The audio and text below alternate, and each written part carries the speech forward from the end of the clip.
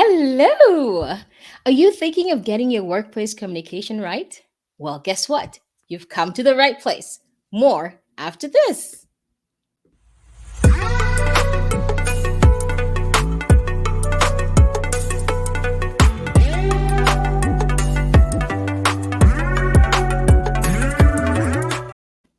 Hello, everyone. I'm super excited to be here today. Welcome to another episode of Inclusive Workplaces with Amara.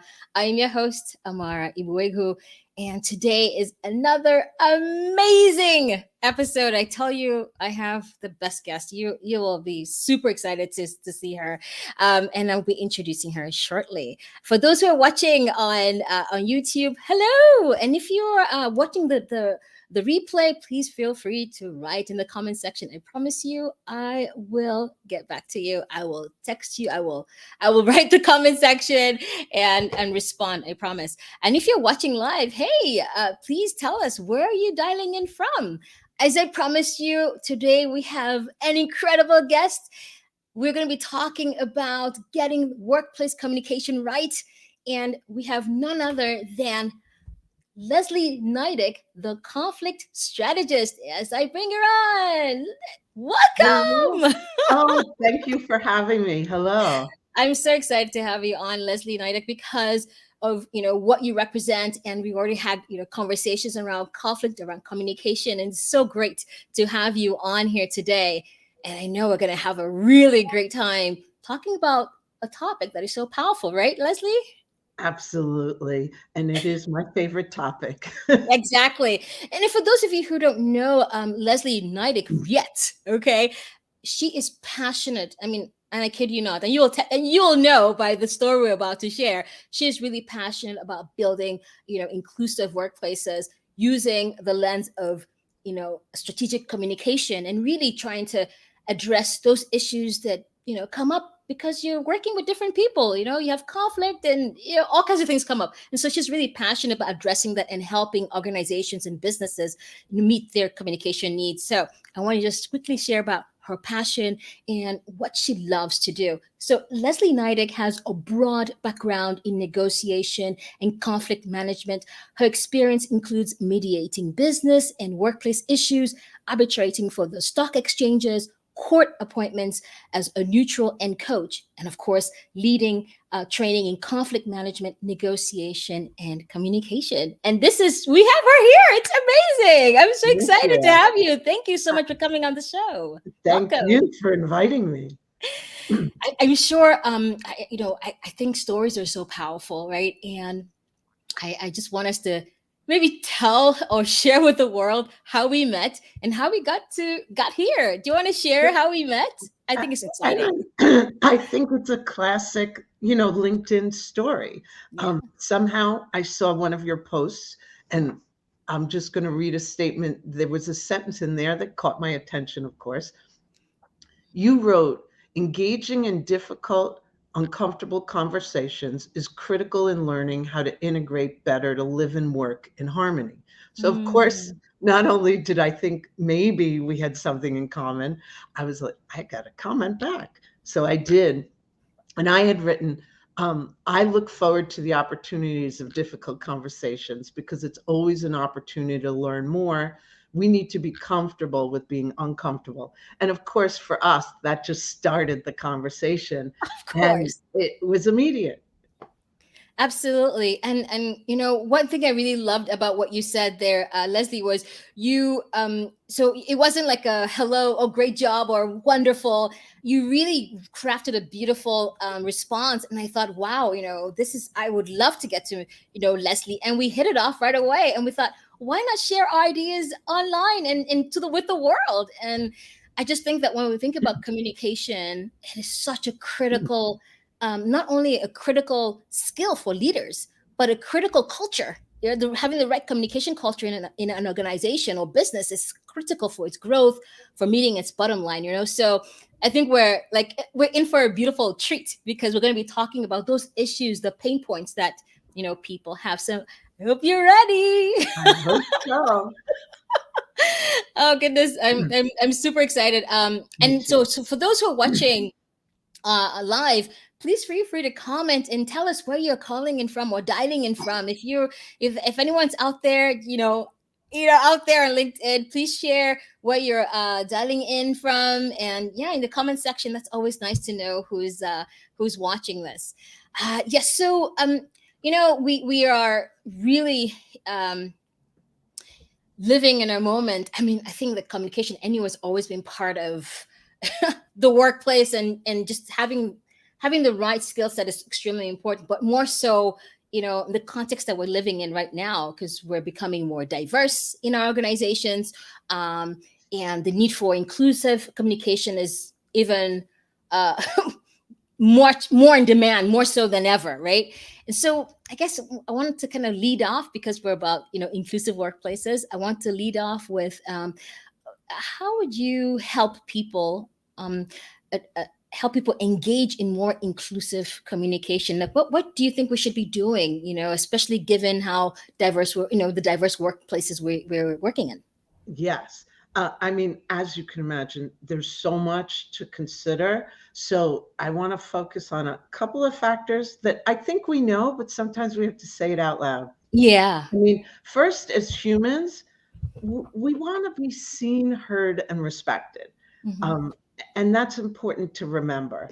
And second, that as individuals, each of us perceives things differently. What Mm-hmm. we hear, how we say it, and we just have to keep that in mind and keep that awareness high, Mm-hmm. because then what can we do about it? Um, First of all, easier to say than to do, but we have to Totally. be intentional with our Yeah. choice of words and how Mhm. we talk.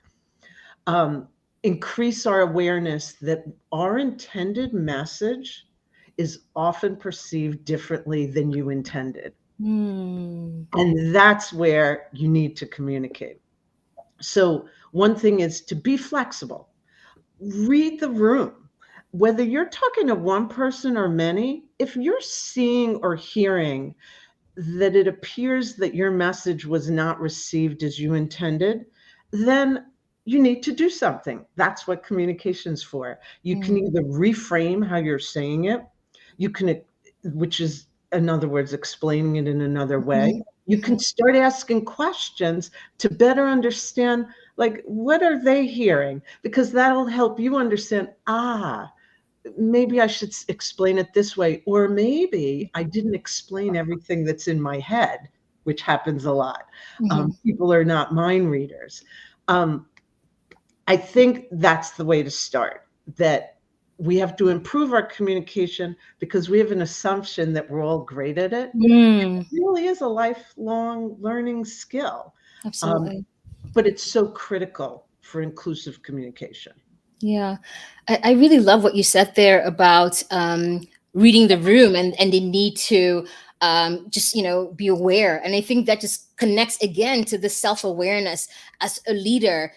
Are you aware of the people around you? Are you reading the room and seeing because sometimes the faces really betray people, because when you're talking and people are like looking like this, that's a problem. And so are you able to reflect and see what's going on in the room, and really yeah, maybe have a course direction, or maybe restate your question, or maybe ask a clarifying question, and we'll get back to that. You wanted to say something, Leslie?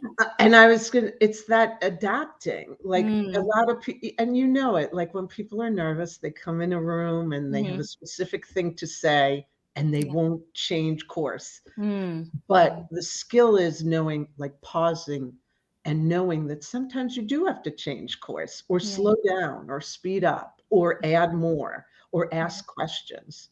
Yeah, absolutely. I want to kind of piggyback on that, because I keep hearing, people talking, and actually in my organization, I'm taking an action learning course, which is really focused on asking questions. And I wanted to, maybe you being the expert, share a little bit about how do we engage in clarifying questions, or even active listening? Like, these two kind of go hand in hand, right? So how do we you've talked about it, mentioned it twice now, so I think we can piggyback on that and just follow it up by sharing what are some ways in which we can engage in engaging, asking clarifying questions, and engaging in this active listening? Sure.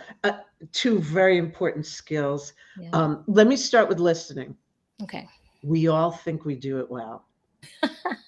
I think I do it well, Mm, but I now know we don't. It mm, takes intense attention. And really, what it requires, it's not just attention, it's intention. It mm, takes practice and more practice. We literally need to listen. Um, there's a quote I want to share. There's a TED talk titled 10 Ways to Have a Better Conversation. mhm, In that talk, Celeste mm, Headley um, explains about listening. And this quote, I think, answers why it's such a struggle for us. mhm, I mhm. quote, "We get distracted. The average person talks about 225 words per minute, but we can listen at up to 500 words per minute. Whoa. So our minds are filling in those other 275 words. Mm, We need to stop filling in all that extra room in our minds with everything that's going on in our lives, figuring out what we're going to ask next, thinking about our next appointment. And obviously, there's many ways to work on mhm, active listening, mhm, but I want to mention the one to start with. mhm. Get rid of the distractions. And I'm going to say it again. We know this, but you really have to get rid of the distractions. And I mean the big one. Mm. Turn off the sounds on your devices. Ah, Move okay. those devices so that you don't see the notifications lighting up on the phone or your tablet. Do whatever you have to do to get them out of sight. Because why? If you're even looking or glancing, Mm, then there's a gap in your listening, and you've probably missed a lot. That one is mm. big, and that one, we all have to do. I know. Um, I think that's enough work for listening. Let me get to Yeah, clarifying questions. sure. The reason why they're so important is because it helps to confirm what you understood or interpreted from what someone said. Hmm. If you get it wrong, the effort you make to even ask about it tells the other person that you were listening and you do want to understand, even Hmm. if you did misunderstand. Right. And let me give some examples of what these questions might sound like. Hmm. You might say, "What do you mean by X? Mm. Could you explain more about Y?" And this one helps, this next one. "I think you're saying Z. Did I get that right? Or do you need to correct me?" These type of questions and the way you say them invited dialogues that both of you can explain what you said or heard. It almost becomes like a collaboration effort to gain deeper Mm. understanding. And that's really the opportunity in communication to increase understanding. And then that, of course, will lead to more inclusive dialogue.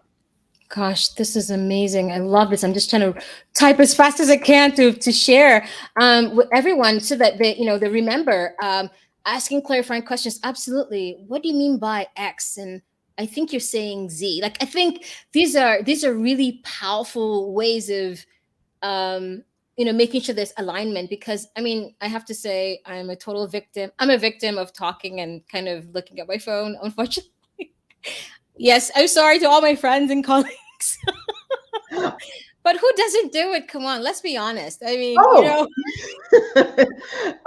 absolutely. But there are times when if you want to include everyone, you really do have to give them your attention. And mm, that means your full attention. Because as much absolutely. as we think we're all multitaskers, we're not. We're not. Yeah, I just love how you frame that, and also about asking clarifying questions. I can't tell you how many times I've had arguments because I said something and somebody else took it the wrong way, and and it was just a fiasco afterwards. and I think that, and that's just life, right? That's just how we engage in general, because we have brothers and boyfriends and husbands and sisters, and we're all, like you said, in our own worlds. And if you're not asking clarifying questions, you're just leaving yourself in the communication at that point to to potential misunderstandings, which then end up creating a lot of conflict. And so asking these questions. And I think these two, I know you said the three, but these two here are extremely important. I'm definitely going to think about that moving forward, in my conversations, asking questions like, what do you mean about this blah, blah, like X? Or, I think you're saying this. Is that correct? That just automatically aligns, right? And in a way, what it's doing is you're stopping yourself from assuming what they mean, Mm-hmm, mm-hmm, and responding to your assumption versus, well, what did they really mean? Let me check. mm-hmm. It's essentially just checking in with someone during a conversation. Awesome. I absolutely love that. And I think that, the experience I shared on that post about my colleague, and how, she said something and I heard something else, and I was like, what? And then she, Exactly. yeah, and then she came back and we just clarified, we used the clarifying, questions method, and we got to the bottom of it. And it was just a cultural difference. Yeah. So that's, I mean, this is something that's part of working in a diverse organization. And as most organizations become more and more diverse, the tendency for misunderstanding and conflict is, I mean, a given, right? So I guess, yeah. So I guess, yeah, go ahead. You could probably spend an hour talking about cross-cultural communication and all the nuances and issues and how we all actually talk differently and hear Mhm. differently and what we say and don't say. Right. Another topic for a future live stream. Sure, sure. And what I wanted to just quickly add, though, is, I think it's a perfect segue to conflict. Like we were just talking about, being in a diverse group, work environment, team, uh, clients. How do we address? Yeah, what are some strategies to address work, Sure. conflict, right? Because this is a given, right? Absolutely. Um, I think the first thing I want everyone to think about is be open to transforming your perception of Mm, conflict from a mm, negative concept to one of opportunity. Now, that's not automatic. Just because I said it's an opportunity, you're not going to believe it, think it, or even feel it. But just keep that thought that you're mm, going to find the opportunity in conflict at some point. Um, there are many strategies to manage conflict, so I'm going to mention two of mhm. them today. Okay, sure. First one, be aware that one of the most common sources of conflict is that expectations aren't met, Mm, especially in the workplace, but in our personal lives as well. And how do we fix this? It starts with talking about our mm, expectations. I know it sounds so simple, mm, because it kinda is very straightforward. We just don't do it. We don't always say the thoughts in our head. We assume mm. someone knows. So Yeah. we have to say what you expect, Mm, say what you need. People are not mind readers. State those expectations, talk mm, about them. Um, Another great strategy, um, that resonates with a lot of people, and they don't do it. mhm, Second, if you're in conflict, pause mm, before responding. Um, when we're in conflict, we respond immediately with a mm, lot of emotion, with not a lot of thinking. mm, So instead, we need to take a moment to breathe, to reflect, to mm, think, even to consult with someone. mhm, Um, Whether the conflict's in person, on the phone, in an email, or text, the best option when you feel that kind of blood boiling, mm, delay your immediate response. mm, And I think everyone knows this, but sometimes you have to hear it. Like, your words are powerful. So take a moment, mm, take 2 moments, 3 moments, more moments, to carefully choose the words before you say or write them. I don't mean every time a word comes out of your mouth, but particularly when you are reacting very strongly to something someone wrote or said, Mhm. that's the time to think back like, hey, maybe I'm not, maybe I'm putting more into this than is there. I need to Mm. reflect a little bit. Um, Mm. Complex communication and miscommunication. That's Mm. really what it's all about. And the opportunity is to improve the communication so that there's more understanding. And that not only increases engagement among those who think they're in conflict, but just the same strategies work for inclusive workplaces. Yeah. Wow. Oh my goodness. This is like amazing. I just, what really resonated with what you just said right now, of course, stating your expectations, because you're right. If you don't state your expectations, the possibility of misunderstanding and then, going into a huge blowout is evident, right? But what I really liked was this idea of pausing, like just so for example, you're having a conversation and it's going south. So you're saying just pause, like, just, would it be a bit awkward if I pause? Like, say for example, I'm having a conversation and it's like, blah, blah, whatever, and then I'm just quiet and not saying anything. I, Does that add to it, like, That's or that is the exact reason why many people don't pause, because we feel like it's gonna be awkward, uncomfortable, Mhm, and it is. We're not used to it. 5 seconds can seem like 5 minutes, mhm, but those pauses not only give you a chance to think, it gives the other person a chance to think. Now, pause can also mean, like, more than that. You may need a break, like, mhm, hey, this is a really important conversation. I want to hear what you have to say. Hey, I want to dedicate the right amount of time. I have a call coming up. Let's plan to meet in half an mhm, hour, like mhm, down at the coffee shop or mhm, whatever. mhm. A way to not only put it to a different environment, Yeah. but also to give you a chance to think about it. So it might Mhm. not always be within the moment. Okay. It's the pausing literally for Mm. more than many moments. Yeah. I'm just thinking, yeah, I mean, I think that's a brilliant idea. Is if you see this, both sides are just going, rah, it might be a good idea to just, take a moment, like just say, why don't we come back to this topic, and when we're a bit calmer, and to, because I think when you're having a conflict and then, tempers are flying, or, the hostility is just like, rising, and you can tell the passive aggressiveness in the voice or tone, that could offset, that could cause you to say something you regret later on. So taking that moment and taking that break, I think, is, like you rightly said, is extremely important. Yeah, go And ahead, Leslie. something you said made me think about something that, Mm-hmm. yes, when you are both noticeably heated and Mm-hmm. upset, validate the other person's feelings. It could be like, Mm. I know, like, what is Mm-hmm. happening here is Yeah. very stressful. I think this Mhm. is incredibly important. Let's Mhm. take the right amount of time in the right space to talk Mhm. about this. Mhm. And you can say, let's both think about it and come back Mm. to it in half an hour or Mm. whatever the amount of time is. But validating it will be like, oh, you're right. This is really important. Mm. And yep, let's schedule a specific time in a private room to talk about this. Yeah, I hear people say things like, for example, I hear you. Like, how does that sound? Does that sound a bit? I don't know. Sometimes it could be condescending, I think, but that's just me. I don't think I mean, sometimes I hear that I hear you, or I've heard you. I don't know. What are some words we should maybe avoid? In the Well, attempt I, to validate. I'm Yeah. going to make it sound very complicated and difficult.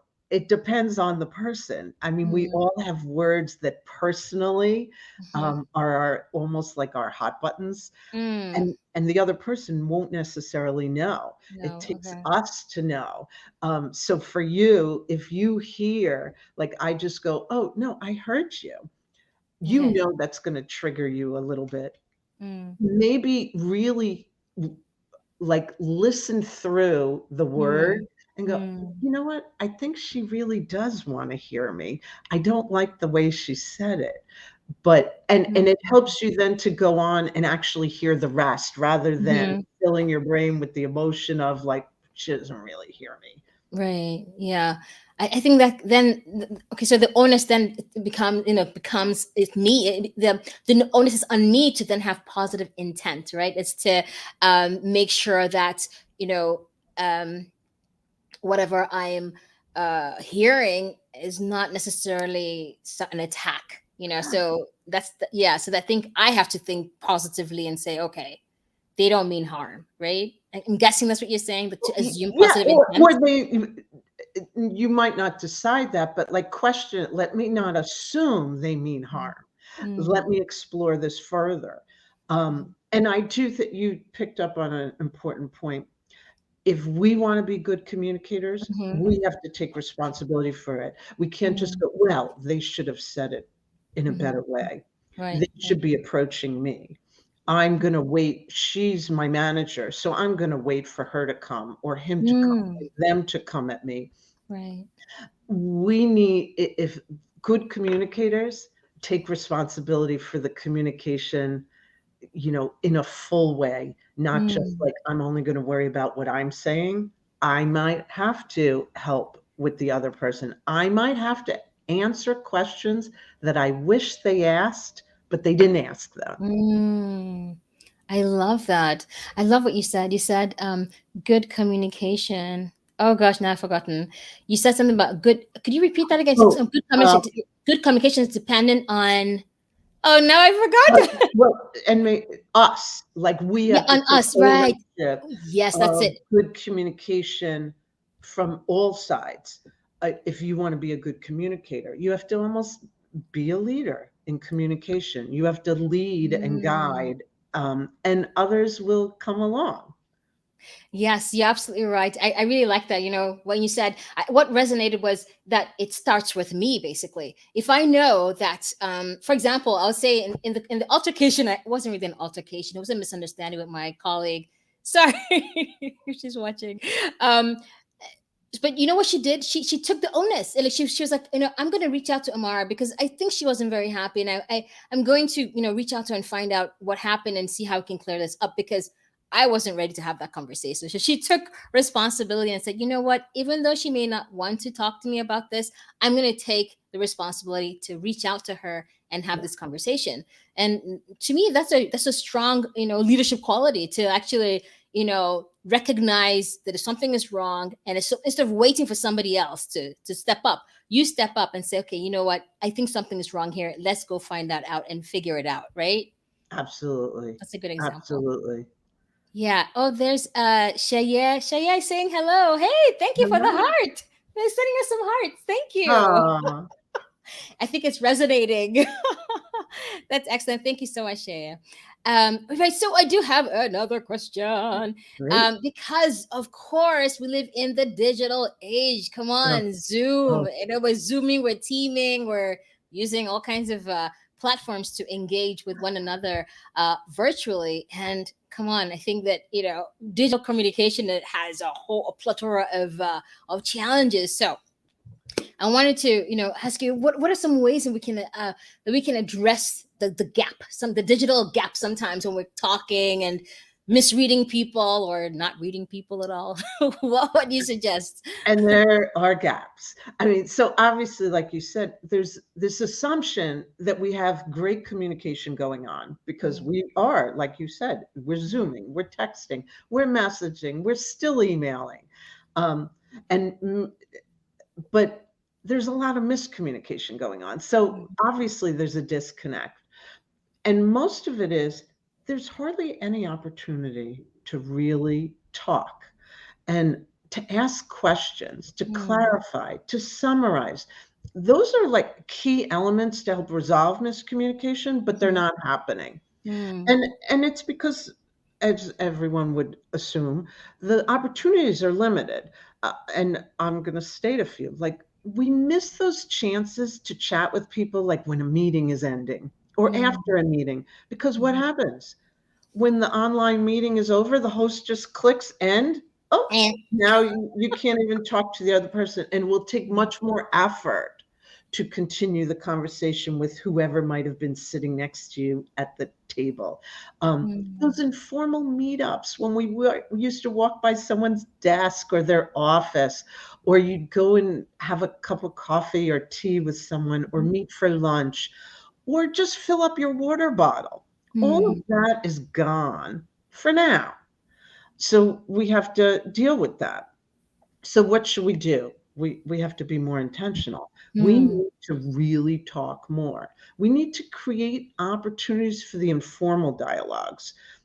If they can't be in person, then find ways to add communication with your voice. Your voice communicates so much. And if you're only writing emails, then you've stripped away that voice communication.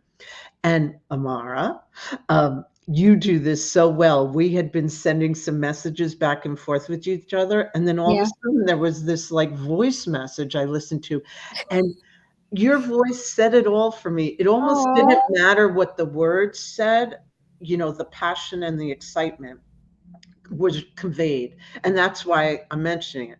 There's another tip I heard it from someone recently. It's just a good thing to consider. If you're texting and emailing with someone and you have more than 2 exchanges about the same issue, stop and pick up the phone.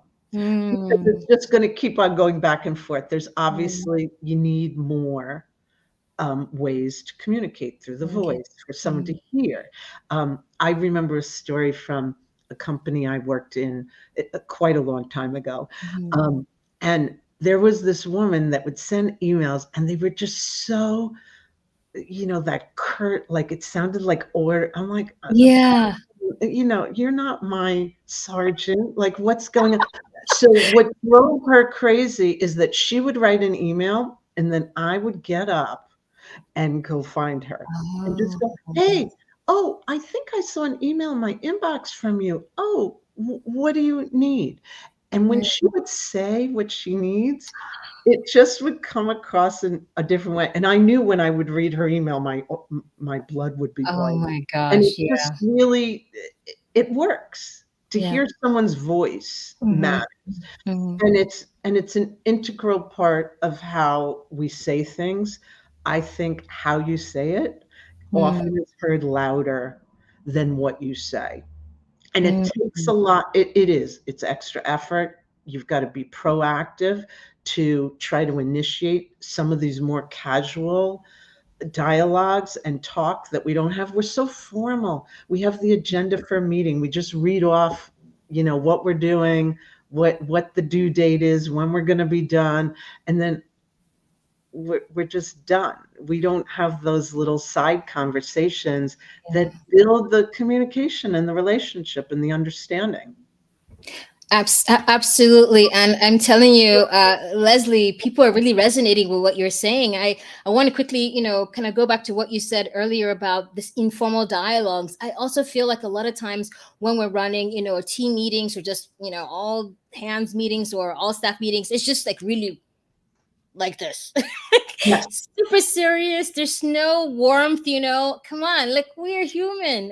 And just this informal dialogues, checking in, like we just jump right in without checking in. I think that's also missing. And that, when you talk about informal dialogues, you're absolutely right. And also just really quickly, coming back to the way we talk, just the fact that you met your colleague, and she was able to express herself, and boom, you recognize, okay, she didn't mean harm. She was just asking a simple question.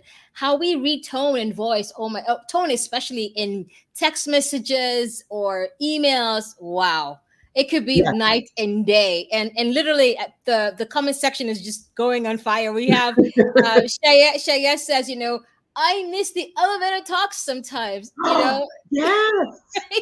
Oh my God. I mean, Mm. I remember one company I worked at. I mean, it's almost like you went downstairs to hang out in this corner coffee shop because you Right. knew you would run into some like people from different departments or whatever. And it was just, and then when you eventually worked on a project with them, it was so different. You had some communication already, like a framework of it.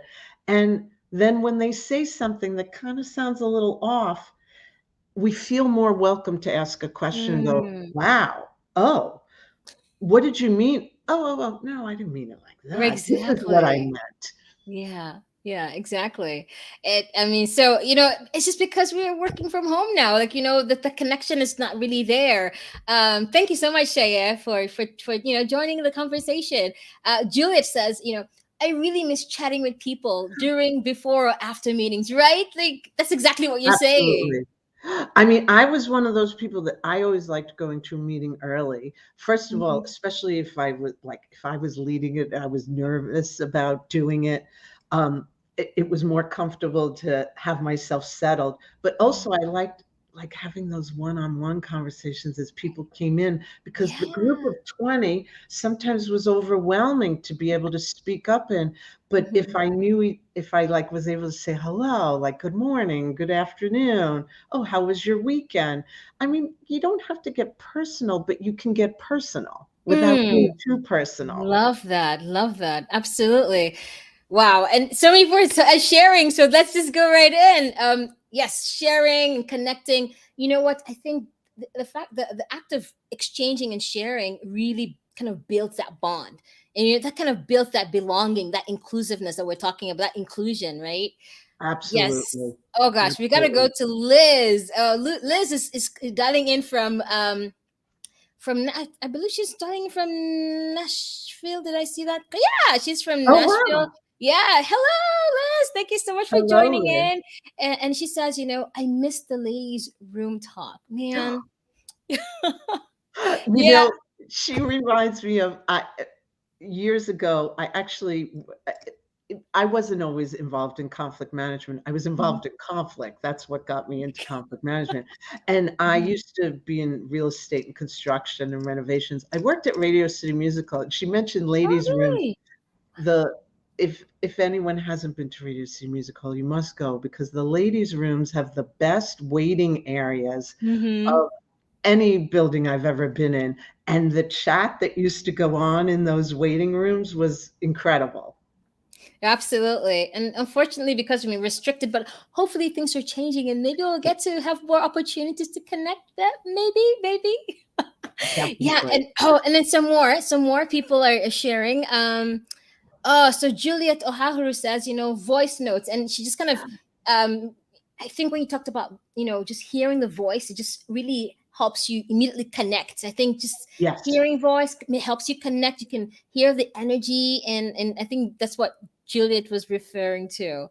And Um, I mhm. it, I'm thinking of something that I do, and I didn't even think of suggesting it. Yeah. If you're ever the one leading a meeting, I will schedule to start, but I'll let everyone know I'm not going to be Mm, on until, like, if it's a group, 15 minutes in.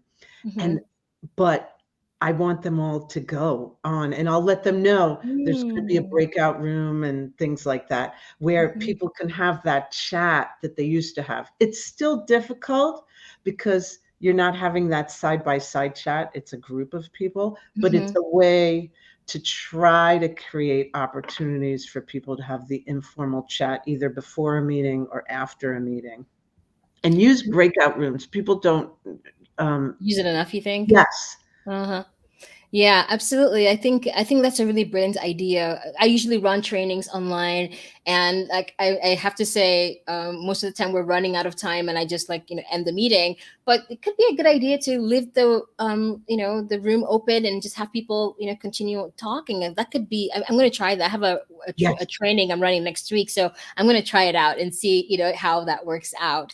More comments are coming in. This is good. Loving the engagement. Thank you so much.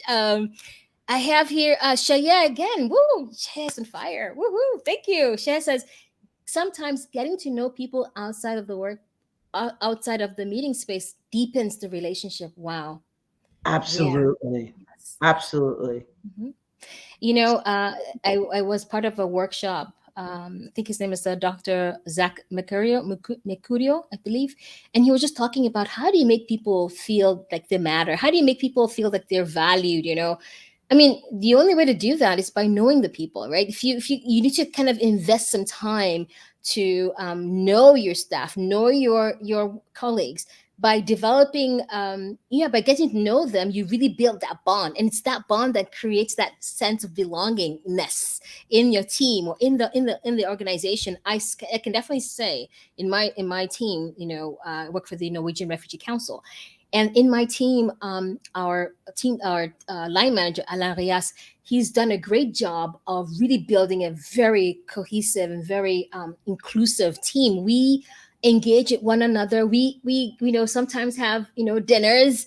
We go to picnics together, and we've become a really close knit team. So it builds a psychological safety that allows us to then have those sometimes tricky conversations, knowing that we are really coming. Well, so that allows us to not have this negative perspective when we hear something that sounds a bit off. It's so easy to become aggressive, but knowing that you're in a safe place, that they have good intent, and that's really helped build our team. So yeah. And you feel comfortable to ask, like, hey, this seems very contrary to what I expect. What am I hearing from you? Mm-hmm. You may at least you question it rather than just go, oh, she's just a rude person. You think, Exactly. I heard that. It sounded rude, but I know her.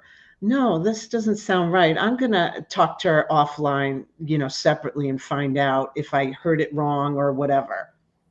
And find out Absolutely. what the stress is. Maybe there's an issue. Yeah, absolutely. I think that it's so then that's why building this environment is so important, because if you don't have that environment where people feel safe to talk, and if you don't have set rules and how you communicate, then people will not get to that point of saying, wow, that sounded odd, that's a bit off for Susan. Let's go figure out what's going on there, right? Like, Yes. you'd need to be in that place to have that perspective. But if you're missing that dynamic in the workplace, chances are you're not going to get there. And then, boom, conflict. And conflict and differing ideas are all lead to creativity and innovation. And if Mhm. people don't feel comfortable to raise their like far off idea, like, hey, I was thinking we could try this, this, Mhm. and this. And someone else is like, oh, I love B. What about that A and C idea you just Mhm. mentioned? Tell me more, because I didn't think that would ever work. Right. And then it just invites ideas, collaboration, and you don't have people sitting by going, I better not say anything because everyone's going to think my idea is stupid.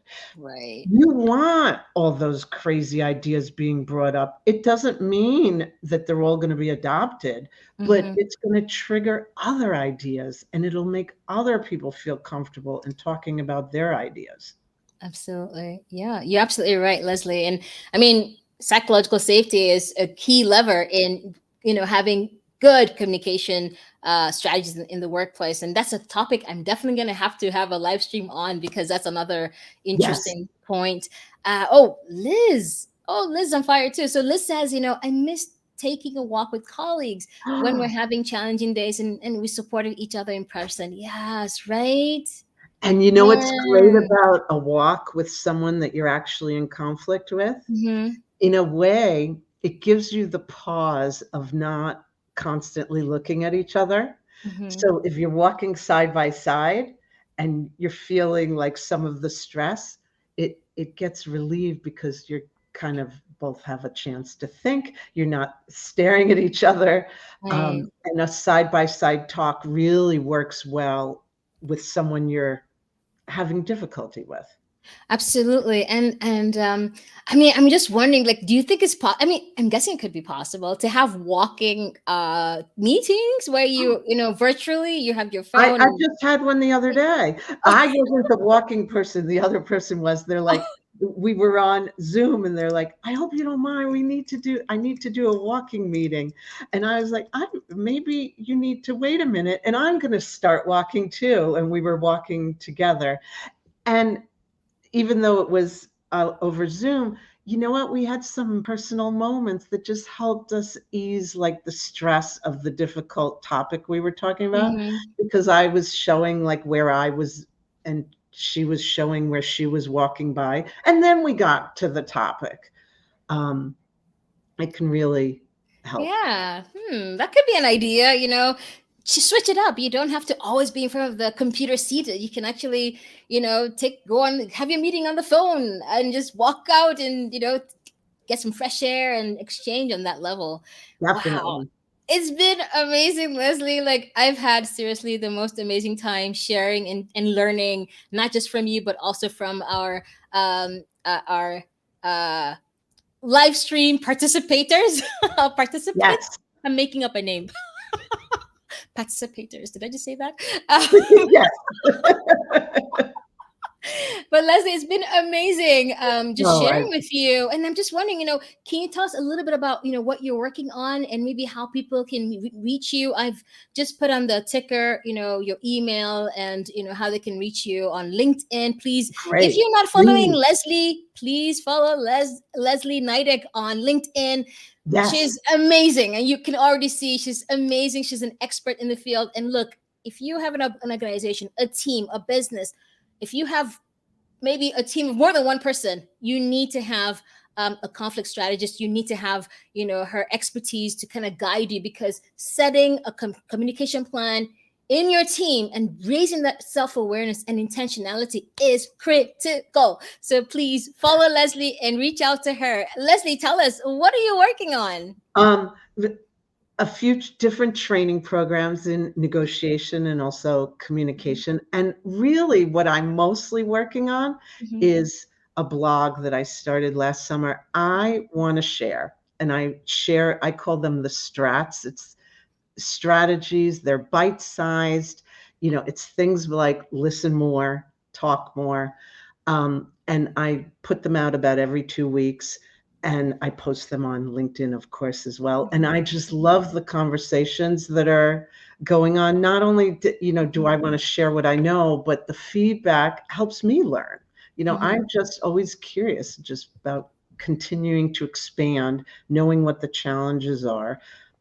So that no strings attached. I just love sharing. So if anyone wants to subscribe to the blog or just read them when I post them on LinkedIn, whatever it is, just connect with me, because I love the conversation. Awesome. And connecting on LinkedIn, the networking is incredible. Yeah. I'm sure you all know that, but it really is. It's genuine, and you can find people that can challenge you and be curious about what other people are doing and learn more. It's just exciting. And by the way, on LinkedIn, Leslie Nidek, make sure it's me that you connect with. I do have a distant relative named Leslie Nidek, who's also on LinkedIn, but I'm the conflict strategist, so I think you'll be able to pick me out. So Yeah, I would love to connect with all of you. Awesome. Yeah, so please go out there and connect with Leslie. She is also the conflict strategist. You need her. It's been amazing having you on, and Liz actually agrees with me. She says, "Great sharing today and learning." Absolutely, it's been awesome having you on, Liz, Shaya, also, and Julie. Juliet, goodness, I'm calling her Julie and Juliet. Juliet has been awesome.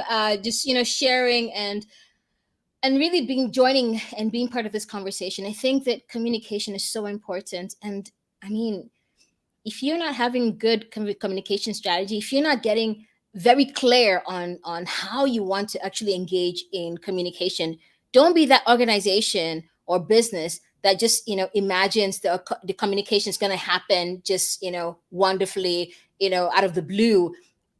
Leslie mentioned, if you're listening, she says intentionality. You've got to be intentional about it, right? So it's so important. And yeah, this has been really great. Okay, Liz also has something. She says, "I love building community in virtual classroom training classes. New ideas today." Whoa, great! This is great. Thank you so much. Thank you.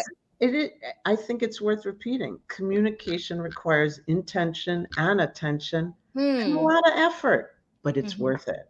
It's worth it. And we're going to leave on this note, because Cher says, "This was fun." And I agree with you. It was a lot of fun. Leslie, was a lot. You were amazing. And everyone here for having me. Thank you.